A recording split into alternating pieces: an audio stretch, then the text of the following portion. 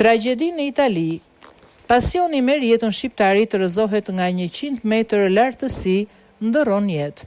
Një ngjarje e rëndë ka ndodhur një ditë më parë në shtetin Fqinj, ku një shqiptar ka gjetur vdekjen tragjikisht. Sipas asaj që mediat vendase bëjnë me dije, mësohet se shqiptari 59 vjeçar, identifikuar si Gëzim Iljazi, banues në provincën e Rovigos, ka humbur jetën pasi është rrëzuar nga 100 metra lartësi.